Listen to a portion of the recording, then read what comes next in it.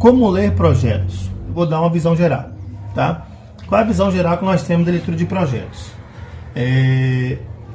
A dificuldade que nós temos é de entender a linguagem do arquiteto ou do projetista, né? De quem fez o projeto.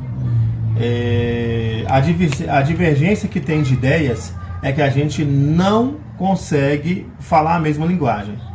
Eles não têm a noção de qual MDF a gente utiliza. Então, por isso que há divergência. Então, o que eu tenho como sistema básico para a gente, de forma geral, é que você precisa analisar o seguinte: qual é a peça que você vai ter que fazer como montar, né, a maçonaria. E aí, nessa peça que você vai montar, você avalia se ele deu desconto, do que você vai dar desconto também. Exemplo, se houve engrossamento, se o engrossamento é de 3 centímetros. E aí você tem que verificar isso aí. Se nos descontos que teve do móvel, houve esse desconto, ele respeitou esse MDF de vocês, que você já trabalha com ele, então, beleza, continua mandando ver. A dificuldade nossa vai ser isso daí. No final, no projetante, na questão final, a gente vai se perder nessas medidas aí. E se tiver esse desconto diferente, realmente vai dar diferença no móvel.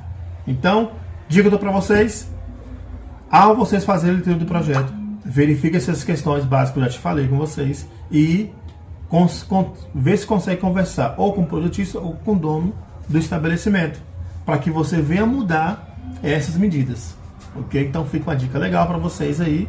E eu, por exemplo, quando trabalhei com projetos, eu fiz assim. Eu logo tive a conversa com o arquiteto, falei: olha, eu posso mudar essa medida para tal medida? Eu posso colocar isso aqui para tal medida? Ele falou assim: você pode, mas não muda tanto. Eu falei: qual é a sua versão que você tem aqui? Aí eu falei assim: olha, eu posso trabalhar com esse e tal MDF. Por exemplo, eu tive que engrossar uma peça e no fundo da peça tinha uma luz de LED.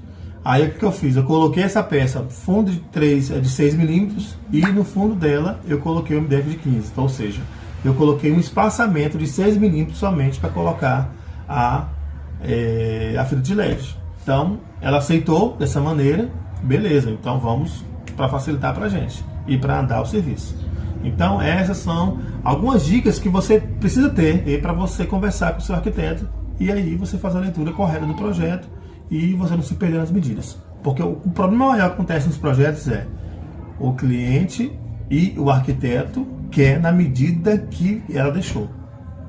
E aí, se você perde em alguma coisa, perde em outra aqui, 1 centímetro aqui, outro centímetro ali, se são vários móveis, no final você está perdendo 10 centímetros do móvel geral. E aí é importante ter esse cuidado.